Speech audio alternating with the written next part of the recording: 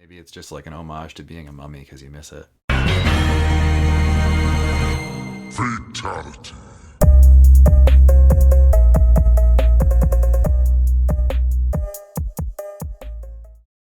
Hello, and welcome to another episode of Wake Up 3. We are your hosts, Cam. And Molly. And as always, I've got a mix-up to start things off. All right, Cam with the mix-up this week. Okay, so I'm going back to the 2 moves and a lie that I came up with a few weeks back, just because I thought that one was fun, and I decided I was going to use characters from Street Fighter 6 this time, just to test you a little bit and see how well you know some of these Street Fighter 6 characters. Okay. And their move names. Let's start with Kimberly. Ooh.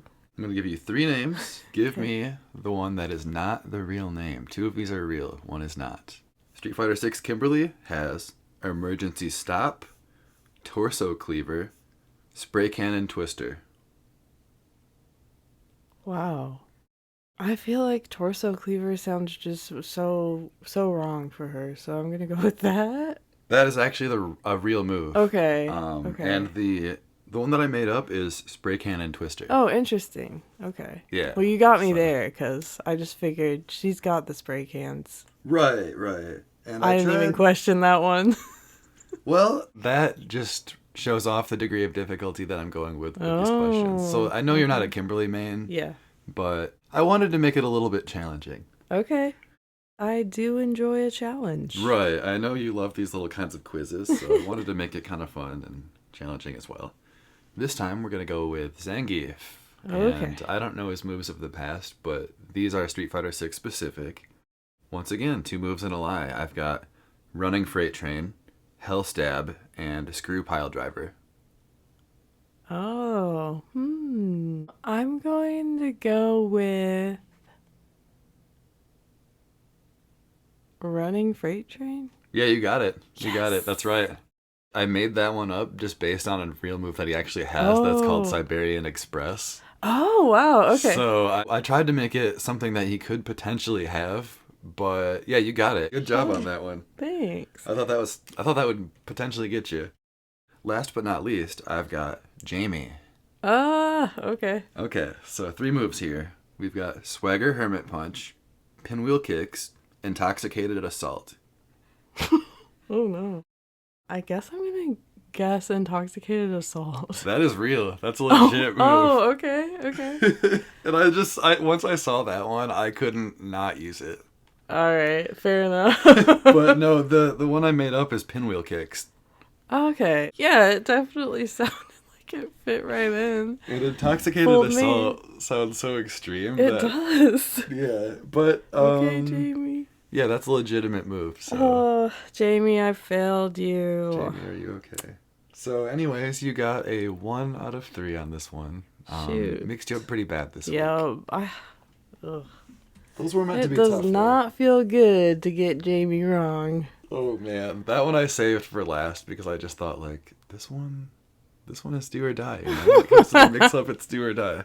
Mix up failed. Mix up failed. I feel like this is my record. It's just a lot of loss. A lot of loss, you guys. You've gotten a couple of them. Anyways. I am proud of the few wins I do get. Yeah, yes. for sure. Okay. Hopefully next week I can get Cam back with a mix-up of equal or greater caliber. We'll see. I look forward to it. What's been going on with you in the fighting game world this week, Cam? Any highlights?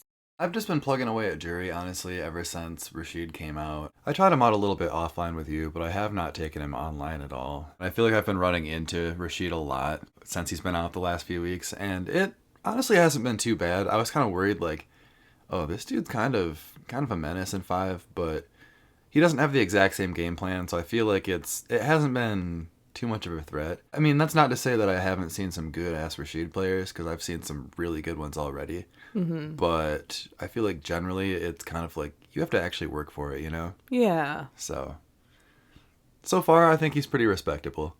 Okay, cool. So, yeah, you are seeing a lot of Rashid. When he plays online, it's like almost every other fight you're seeing a Rashid player. I've seen a shocking amount of Rashids. I feel like, yeah, at least one in every 3 characters I come up with is a Rashid. Which, honestly, it hasn't been bad. They've been pretty fun overall, and I'm getting to learn the matchup relatively quickly, so that's been nice. But, yeah, I've been fighting a lot of Rashids, for sure. I also love hearing when Rashid loses the round. I love hearing him yell, I suck! Yeah, that's honestly... so lovable. That's hilarious. I think they did a really good job with him. I was never really a fan of him in the past, but I think in 6, he's really, really lovable. What did you have going on this week for fighting games? What did you get into? We're seeing some of the final MK11 tournaments. This past week I saw EXO Stacy for the win. Shout out to Stacy. Watched her tournament. It was her last MK11 tournament that she hosted. Definitely bittersweet. Gives you that one last, that was the game, We started kind of truly learning it. Yeah. And not just playing against each other. Like, we played online a lot more for that game. Mm-hmm. So yeah, it was a fun tournament to watch for sure. Definitely. And I thought the commentators were good. And I think Stacy is really funny. Oh yeah, so. Stacy makes it all good. Yeah. Yep. The next night, we watched a little bit of the Street Fighter one. Yeah, another really big tournament. A lot of some really good Street Fighter players in that. Mm-hmm. So yeah, a lot of tournament watching this week for me. I'm like priming myself for EVO because I'm so excited to watch those matches coming soon. Yeah, next week. Yeah. Or very soon after this episode Yeah, very drops. soon after this episode. That is right. There's going to be a lot of Street Fighter matches to watch because there's over 7,000 people that are entering for EVO for just that game. Yeah. That's insanity. I'm looking forward to just kind of seeing the final EVO and just seeing who goes out on top because this is it for MK11. Yeah. This is the last big one. Yeah, well, speaking of tournaments, DreamCon hosted an MK11 tournament very recently and revealed the official Keepers of Time trailer. Yeah, and that seems to be just 2 people as of now. Liu Kang, as we've already seen him many times, and then his new friend, Geras from MK11. Yes, this trailer is all about Geras, and he is looking really good. Yeah, he looks very cool. I was pleasantly surprised. I honestly hadn't really given Geras a thought as far as him coming back or having a chance of coming back, but he looks good. I like what they did with him. Yeah, so they reveal that he and Liu Kang have an eons old friendship at this point. They are buds. Yeah. Does that mean that the Kung Lao friendship as we know is gone? Oh no. Because that would be kind of a bummer for Kung Lao. It does seem like Liu Kang is advanced beyond mere mortal friendships and all that because he set him up with Raiden hey, you can just be friends with this weak human Raiden instead of me. That's cool too, right?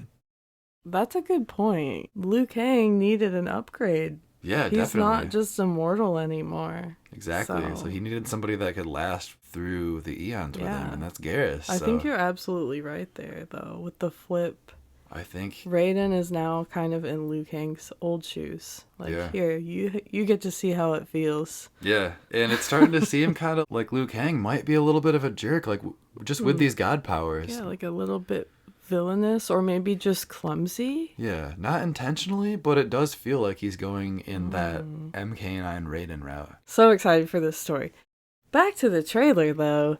They get right into some gameplay with Geras. Yeah, they do. The gameplay is just on another level. We actually compared it to the MK11 Geras reveal trailer. You gotta start somewhere.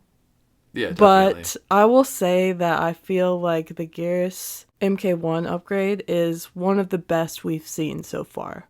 Yeah, it's a huge upgrade for sure. Maybe that's a hot take, but I'm putting it out there. Agree on that take? Disagree? Let us know. I mean, Sub-Zero is a good upgrade too, but... So is Baraka. Oh, yeah. That was the first one I thought of. Now I'm regretting. But anyways, Geras, great upgrade, I think. Yeah, I would agree. Absolutely. He looks really cool. And he's got some instantly recognizable moves. He's got the body splash back. Mm-hmm. He's got the sand pillar. He's got a couple different command grab style things where he just grabs you and throws you through like a little sand wall. But I just feel like it all looks so much better than the stuff in MK11. Not even just animation wise, but just personality wise. Like he's got a little bit more attitude. Yeah, I think the sand antics are just totally upped in MK1. I love how all of that is coming into play in his gameplay. Like you said, the body splash is back. I love I feel that. like as soon as he did that in the trailer, it was like, oh, yes, Yep. like that has to come back. That's like my favorite Geras move if I had to pick just one. And it's not even a Yeah. special, but I think it's something about it. I love it. Yeah, I feel like that is the Geras move, and Yeah. obviously they brought it back just as is, not changed at all. Yeah, So I love it. love So- that so much.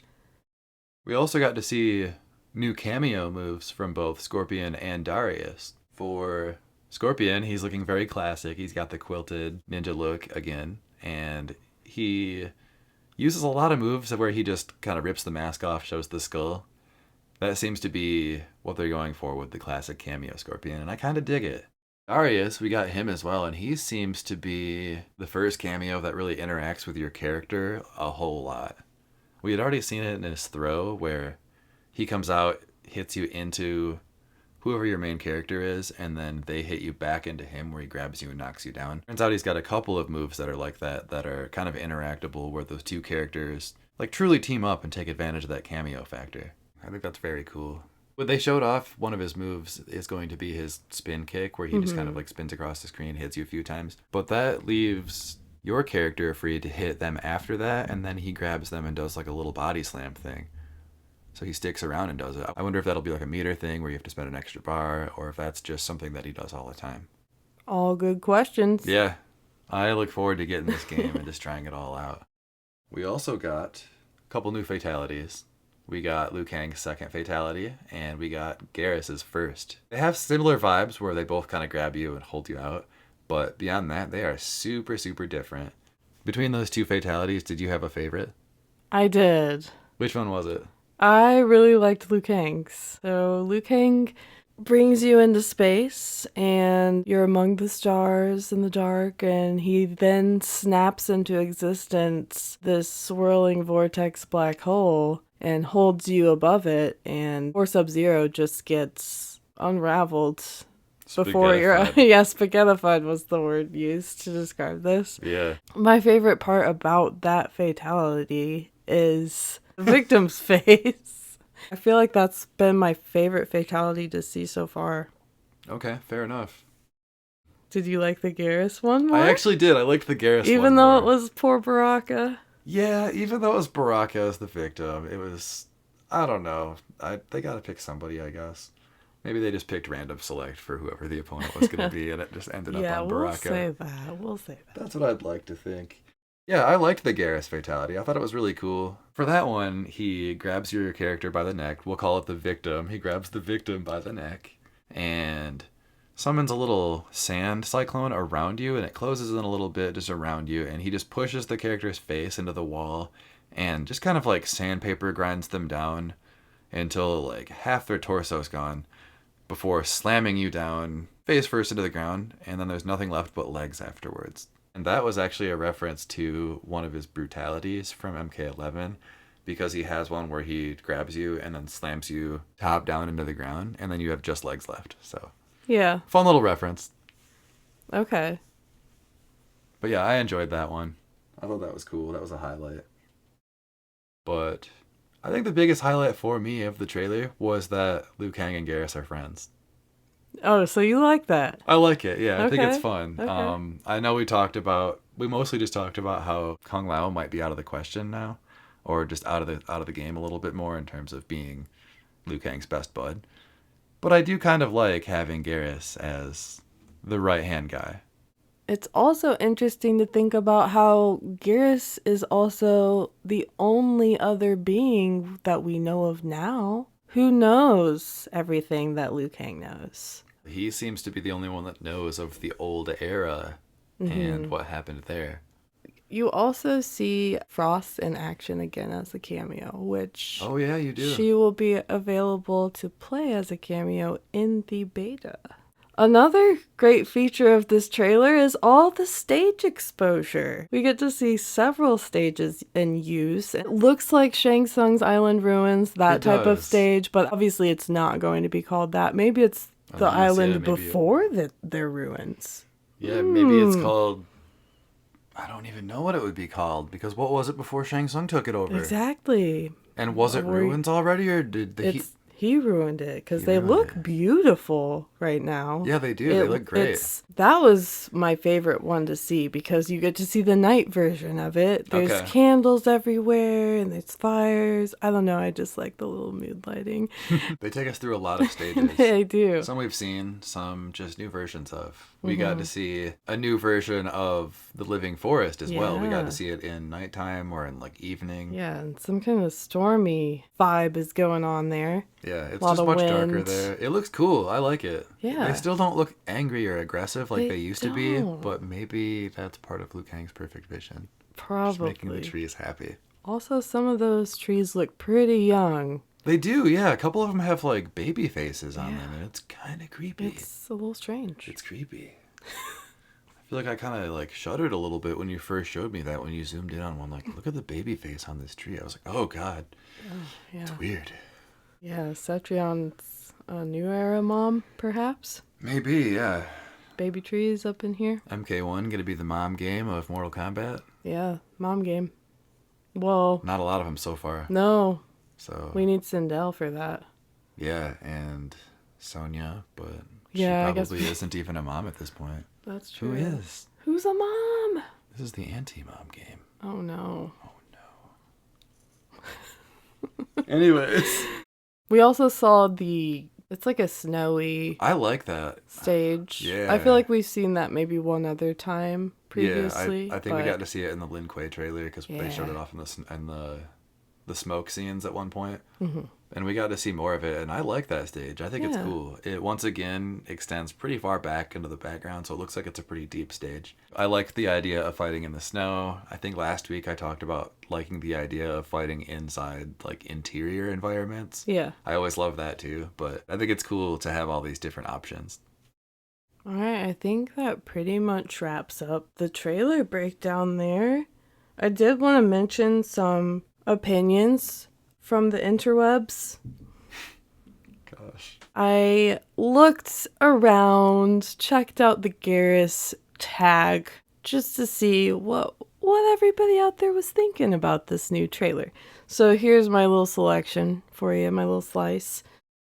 We have Manny _ J190 says, I like how Geras has now an outfit inspired by Liu Kang and not Kronika. That's something I didn't think too much about because Geras is very recognizable still.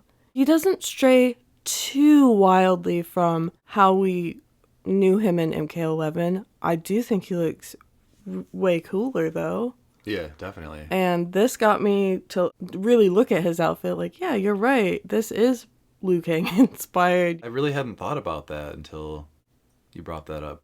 Another tweet about the trailer in general. This is from Mizu, #Jade for MK1. So maybe you can see where this is heading. Okay. Mizu says, the way @Noobd @Mortal Kombat fooled everyone today with the Geras surprise reveal crying face. We all thought it was either Natara, Sindel, Jade, or Ashra. They definitely fooled us Jade fans. We all thought Frost was cameo Jade. So I thought this tweet was funny just because I'm not even a Jade main at all, but I too, for a split second, thought Frost jumping out with that ice pole up there was Jade at first. Did we get a Jade cameo? No. So, sorry Jade fans, not yet. Not yet I in the think game. she's coming, but not yet. Yeah, I feel like she's going to be main roster still. Yeah. They're probably just saving Just her hold to on. build a little bit more hype. Ed Boon, shortly after the trailer, dropped in the information that Geras is voiced by Phil Lamar, That's right. the voice of Kotal Khan, my main of Yes. MK11. So Phil Lamar is now voicing Geras in MK1. I'm happy with that. I love that. The tweet I have to share about that, though, is from Dominic Cianciolo. He says, "You did not hear Geras in the Lin Kuei trailer. That was someone else." Because people were, saying, "Oh, it's confirmed. That was Geras' voice in the Lin Kuei trailer. The Lin Kuei, we've been expecting you." Not Geras. Right. So Straight confirmed, from not NetherRealm, Geras. not Geras.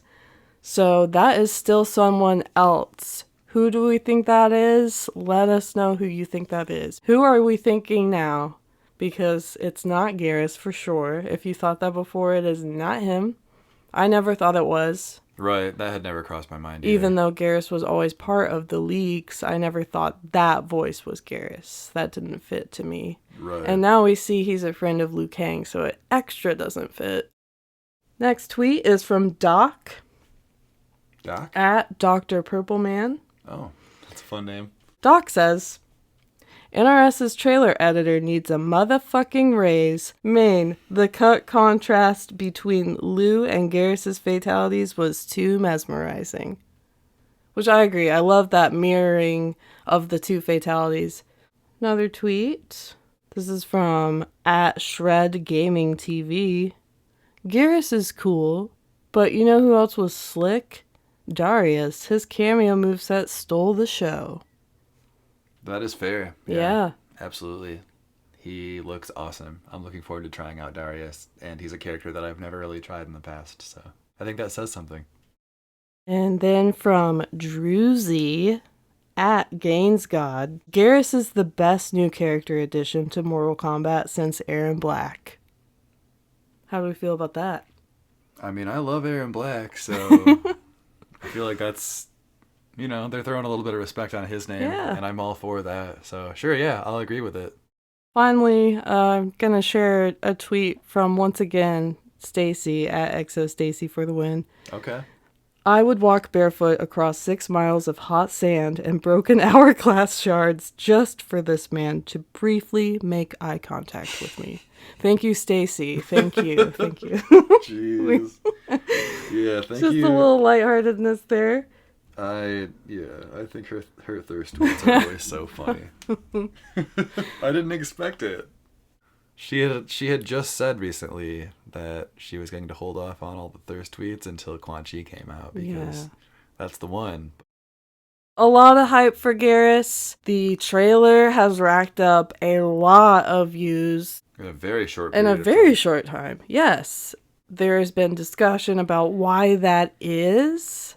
There's been feedback about why that is. That makes a lot of sense. Yeah. Geras is a brand new character from the previous game, which sold very well. So he's a very recognizable character. The opinion has also been echoing like crazy over the internet that Geras was the best newcomer of MK11. Everyone's favorite newcomer.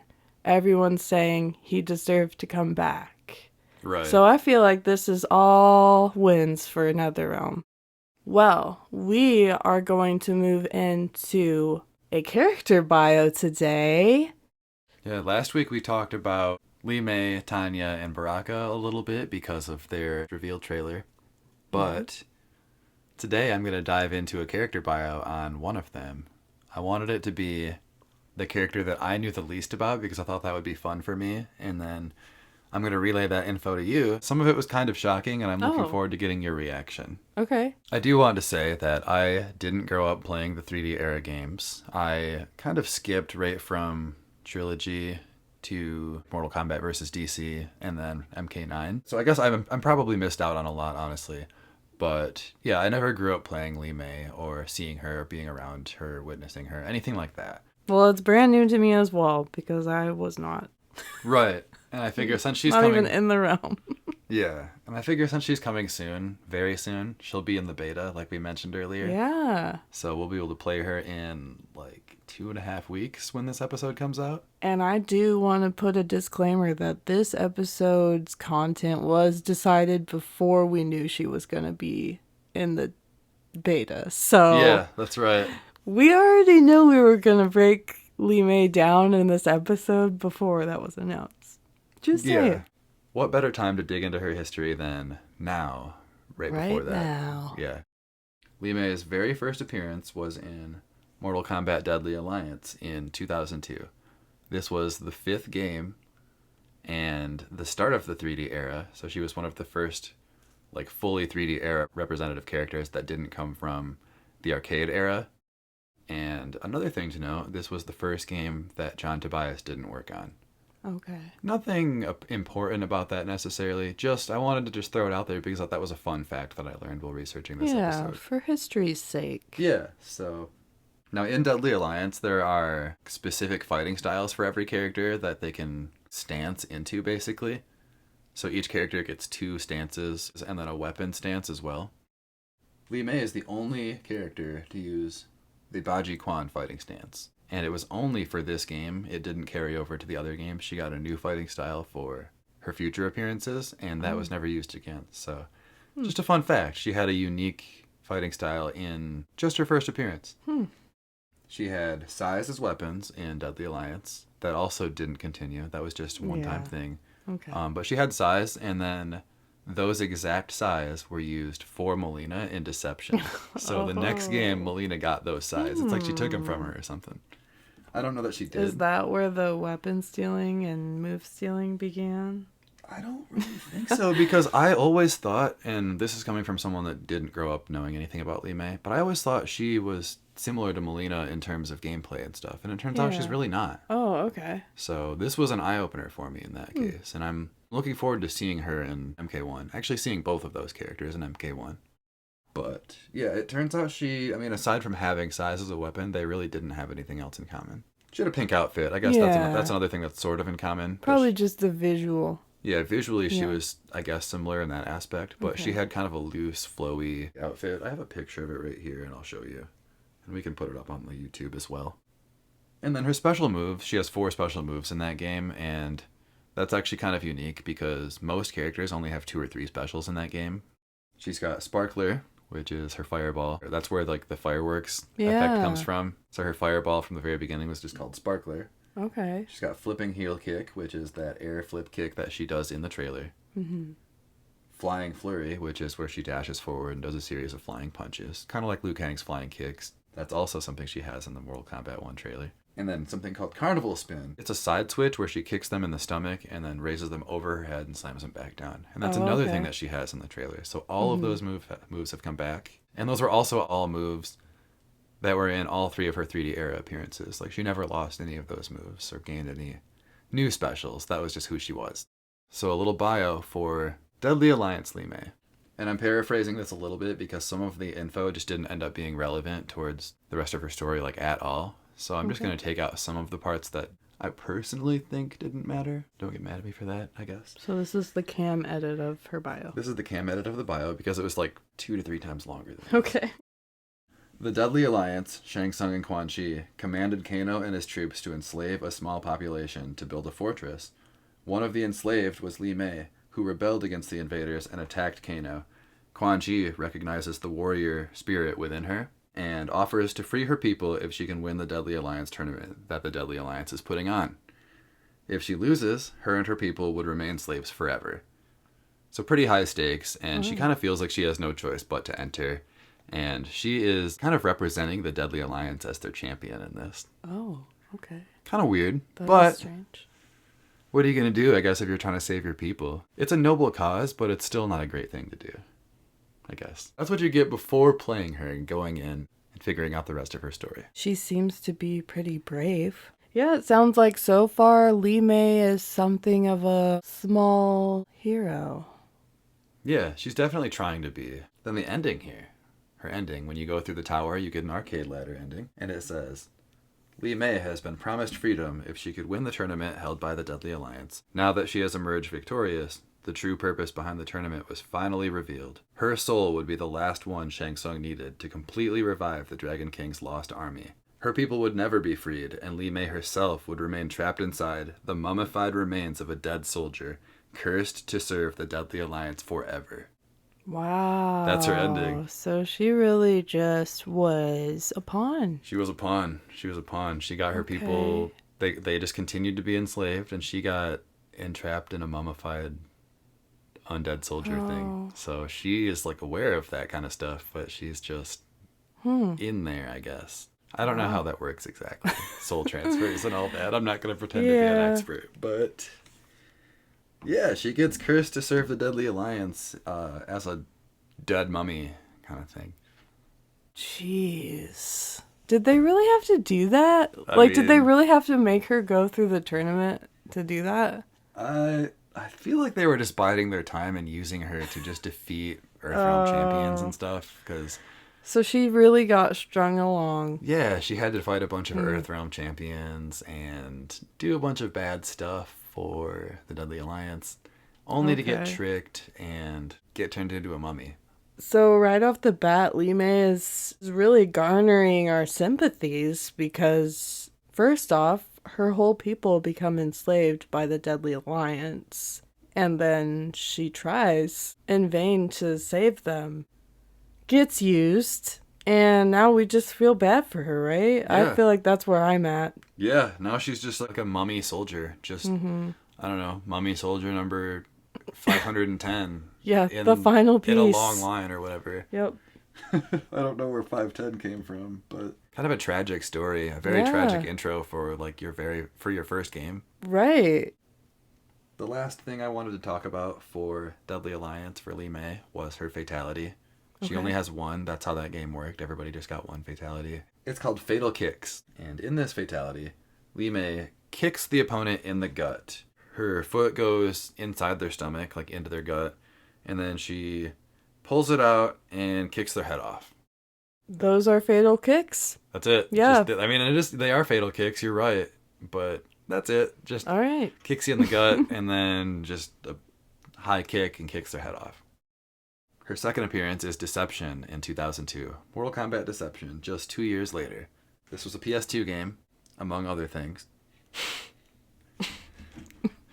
I mean, it was, Menace. It was PS2, Xbox, GameCube. Yeah, I got you. Menace? What was that? It was a PS2 game, among other things. The Deception. That game came out in 2002. And her appearance is a little bit different in this game. She kind of had a flowy, like, purple outfit in the last game. And in this one, she's kind of wearing a two-piece purple outfit. And then she's got high-cut black boots that go like halfway up her thighs. Kind of like arm armor, I guess. And then she has a purple bandana on her head. That's her new look. That's her vibe. So she's got a very different look in this game. And she's been through a lot in the last game. So I get it. Maybe I would dress differently too if I had been trapped in a mummy soldier at one point. Yeah, I would have just assumed she would show up as a mummy soldier, so... Nope. Her alternate outfit is kind of an armored, weird samurai look. Okay, so something similar to that. Yeah, I always kind of thought, like, where did that come from? That's weird. It's silver and purple, so it's not the same color scheme as that mummy soldier, but it gives me a similar vibe. Like, yeah, that could be from that. Maybe it's just like an homage to being a mummy because you miss it. Oh, I'm sure. Yeah, so that's her look. And then her new fighting style, I mentioned before she only had that for one game and was the only character that had it. But her new style is called Mi Zong. And her weapon is a Dao sword in this game instead of being the size. So no more size, no more old style. And in Deadly Alliance, she has the same voice actress as Nitara. In Deception, she shares a voice actress with Jade. Li Mei's bio in Deception. Following the events of Deadly Alliance, Li Mei is trapped in the mummified remains of an old dead soldier. Bo Raicho intervenes and helps bring Li Mei back to her former self, to which she is forever grateful. The brief moment that Li Mei's soul occupied the warrior corpse changed Li Mei in ways that she cannot understand. She trains under Master Bo Raicho and develops a sense of duty towards protecting Outworld, but can't deny she feels strangely drawn to a new power taking hold in Outworld. So it did have an effect on her. It definitely had an effect on her, but she just can't really get it. Like, she just has this weird feeling. Like, what is that feeling? You know what I mean? Like, it definitely, it had an effect for sure. But, like, what is it, you know? Li Mei is dealing with some traumas. She is, and makes a lot of Mummy sense. soldier.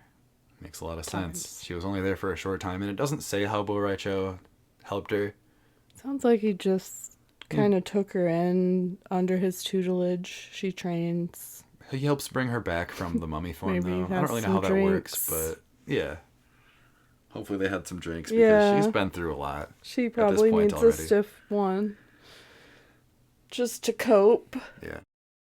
So that's what we're working with for the Li Mei bio here. Okay, so she gets some. They want her in this in this game because she's given more of a role. Yeah, before More she of a was just story. someone that like lashed out at Kano, Mm-hmm. and then was kind of given a purpose for that. Now she's kind of figuring out her own sense of purpose. So, with that being said, let's talk about her ending a little bit. An alliance had been formed of warriors from vastly different origins, but with a shared goal: to defeat Onaga. Li Mei marches uneasily into battle against the Dragon King with these warriors. The closer she got to him, the more she came to understand which side was truly deserving of victory. Li Mei turned on her former allies and gave her emperor the time she needed to finish merging the 6 Kamidogu. The Dragon King was now all-powerful. He had the means to control the universe, to make and unmake as he saw fit. Li Mei watched in delight as the elder gods fled before his might. Onaga then transformed her into his queen, to be forever at his side. He had been given power beyond anything she had ever imagined. Together, they will rule the One Realm and slay the last of the elder gods. Oh my goodness. Yeah, they really wanted to make her a part of the story. They ascended her to this position. Yeah. I was vaguely aware of the Onaga Li Mei thing, but I didn't know the whole story there. So, wow. That was something that I was completely unaware of when I was researching, and that was a shock to me. This is only her second appearance, but they just launch her into almost like full-scale villainess, like MK11 Sindel style. Mm-hmm. That was a big shock to me. Okay, Li Mei. And then I wanted to talk about her fatalities again. Just once again, I'll go through them. She's got one that's called Brutality. Oh, interesting. Yeah, so that's fun. I wonder if she'll have something called Brutality in MK1. I kind of hope so now. Kind of hope so. Just a Brutality that's called Brutality. Yeah. That's what I want. Anyways, it's called Brutality. And she does about a dozen or so small hits to the opponent's torso and then backs off. And then they kind of shake around, Fist of the North Star style, and then explode. Cool. Yeah, I kind of like it. It's kind of neat. Her second one in that game, because she finally got to have 2, is called Kick Precision. She uppercuts the opponent's head into the air, and when it comes down, she kicks it into the opponent's body, and it blows up. Their body just explodes into chunks.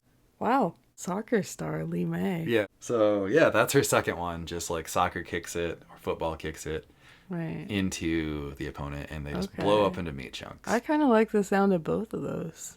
Yeah, it's kind of fun, and I watched them on YouTube, and they were, they're cool. They're of the era for sure. This came out in 2004. I feel like if I was a Li Mei fan back then, I think I would have enjoyed those. Yeah.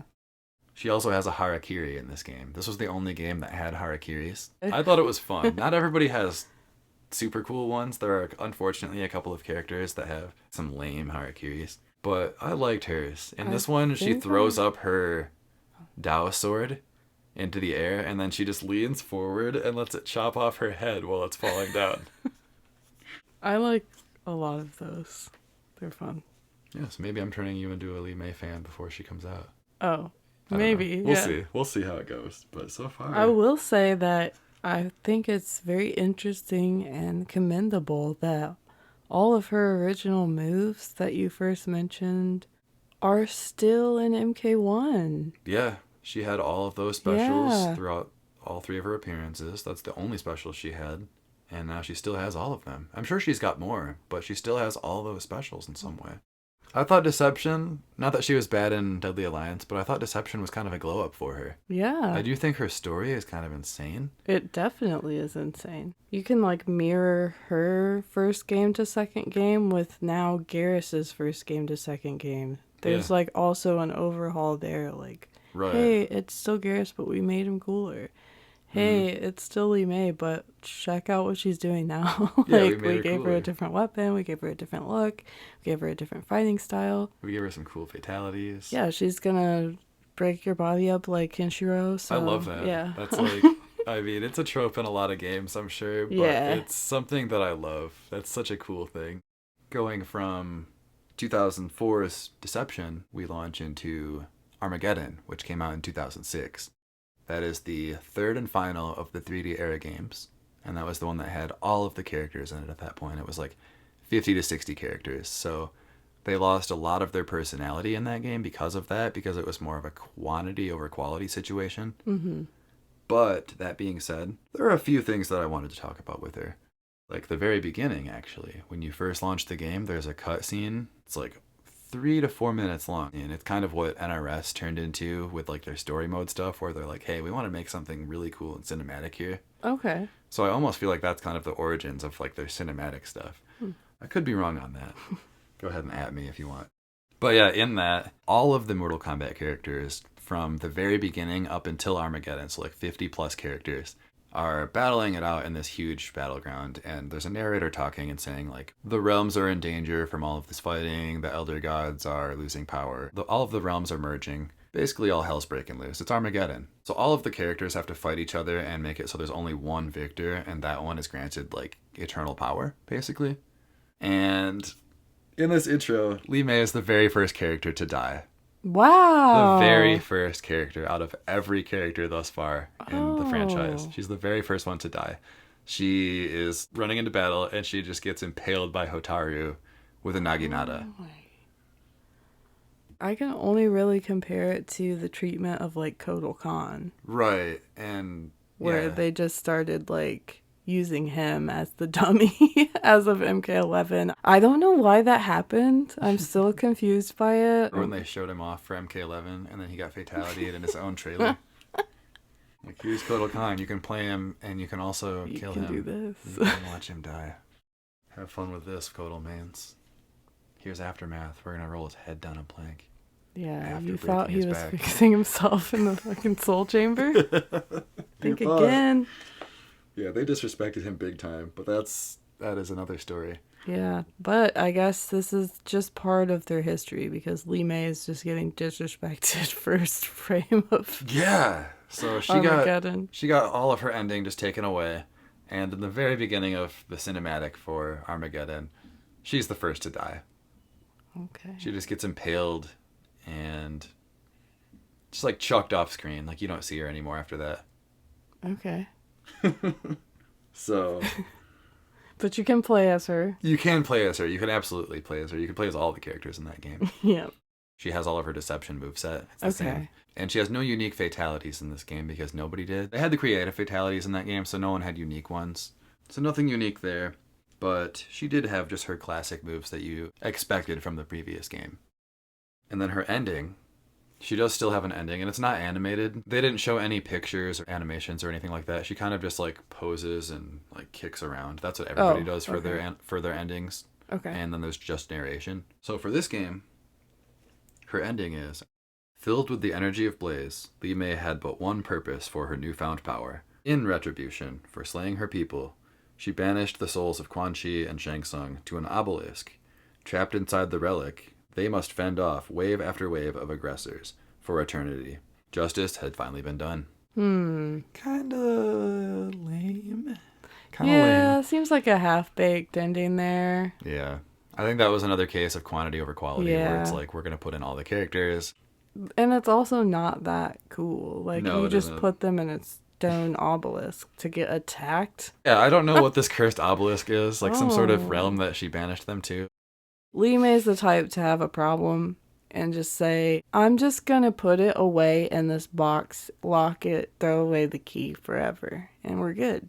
She has been brought back in the NRS era a little bit, from MK9 onward. Yeah, I know you look at MK9. you look at me funny for that. She was actually in MK9 very briefly at one point, and you'll never be able to play it this way again unless you do it without patches. Oh. Because for a couple of early patches of the game, until eventually later on they changed it, she was chained up in Shao Kahn's arena in that At stage. She was chained up in Shao Kahn's arena in place of Katana, which is who it eventually became.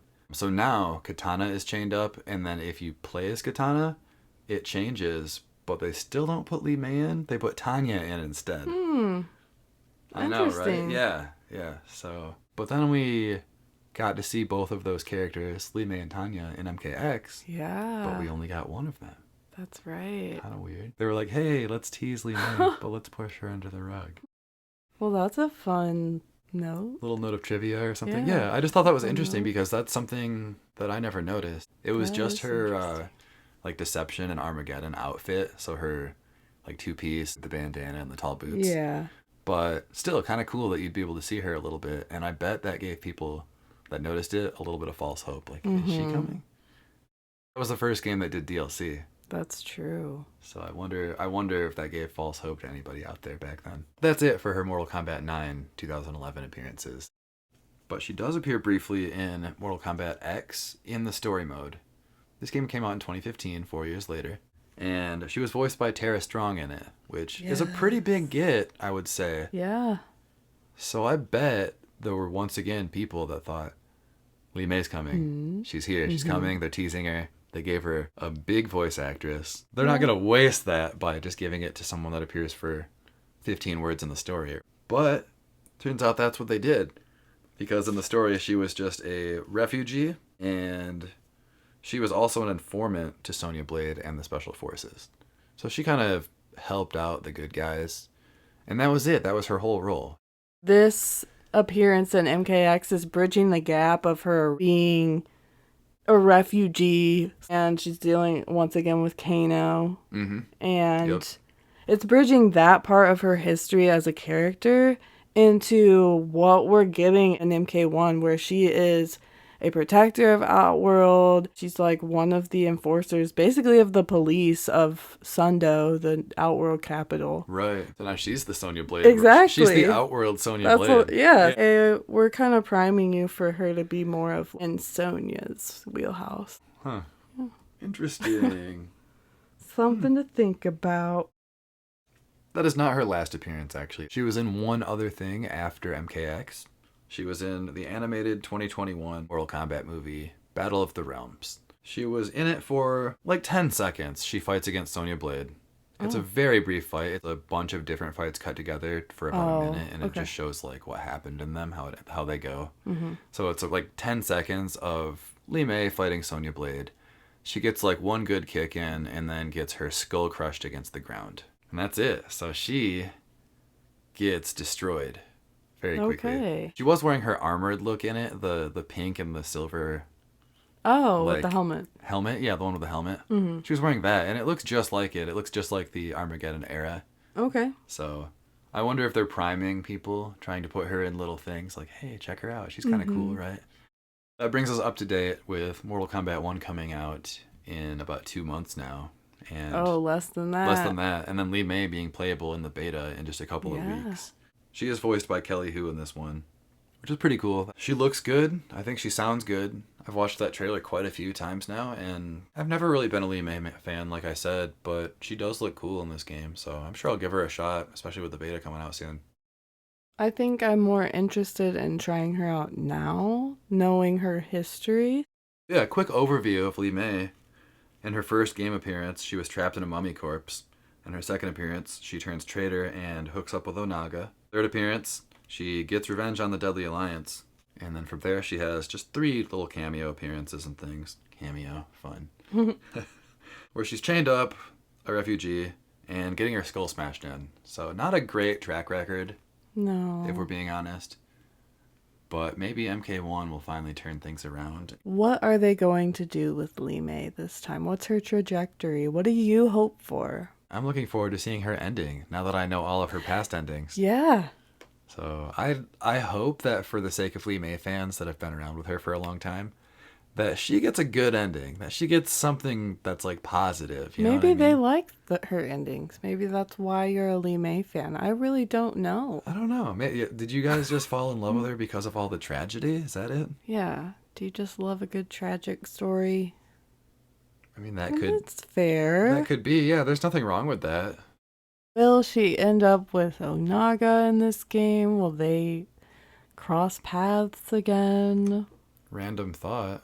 She's summoned towards power against her will. Not that she can really control it or whatever. Maybe she'll get with Liu Kang in this timeline because Liu Kang doesn't really seem that like oriented towards katana at this point. He kind of seems like he's above all that's that. right. That's right. We haven't seen Liu Kang even Yeah. speak to katana. We are getting another trailer or reveal very soon. And we're getting a new character or characters at EVO. You have any guesses as to who will be revealed? I was thinking the first singular trailer would belong to Reptile, but Okay. so that's kind of my guess. But I also feel like maybe it'll be Sindel. I kind of feel like maybe they'll show off another lady because there are a lot of ladies left to go yet. That's right. According to that leak. People are wondering, hey, where are the ladies at this point? Yeah, where are my girls at? So I don't know if they'll save Reptile towards closer to the end. Okay. For maybe, that final ninja hype. Yeah. But what is your guess?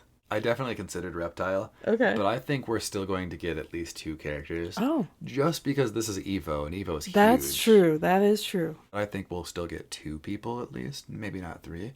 But I'm going to say I think they're going to hold Reptile off for close to the very end. I do think that we're going to get a lady, but I think it'll be Nitara. Oh, okay. Because I'm just thinking about that shriek that we saw in that trailer from SDCC. I think they're close to showing off someone that does kind of a banshee shriek or a bat shriek. Okay. So I think it's going to be Nitara. And who better to fight off like a monster creature than Ashra? In her older stories, she was like a demon hunter. And I know that Natara's not a demon. She's like a vampire. But in this revamped timeline, anything is possible. She could just be a monster / demon hunter in general. And that's something that I would be all for. So I'm going to just throw it out there and say both Ashra and Nitara. Okay. Interesting. I'm going to agree that I think Reptile will just be saved for one of those final hypes. I'm going to continue with Sindel. Okay. But Sindel... maybe General Shao to go with. That would be very hype, too. That would be a big reveal for EVO. Yeah, it would be. That'd be good. That'd be really good. That'd be perfect. That's a good one. Yeah, okay. Man, okay. Now you got me questioning myself because I'm kind of like Monster and Monster Hunter. You're kind of like old asshole aftermath couple.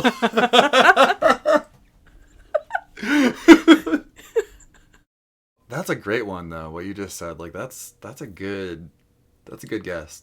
You've got me questioning myself because your answer was so good. And I think it's gonna be. I think you're right. I think it'll be Shao and Sindel because that would be much larger. All right. Well, excellent information about Li Mei, who will be playable in the beta in just a couple of weeks. August 18th through the 21st. 3 full days. 6 characters. I think that's all we've got for this week. Like always, thank you for joining us. We will see you next week after the big reveals and with our 10th episode with something special for you. Yeah. See you then. That brings us to the end of this week's episode of Wake Up 3. Thanks so much for listening. You can follow the podcast on Twitter at WakeUp3FGC. And you can find me, Molly, on Twitter at Concut. That's KAHNKUT. Or on PlayStation, that's Jam Michaels.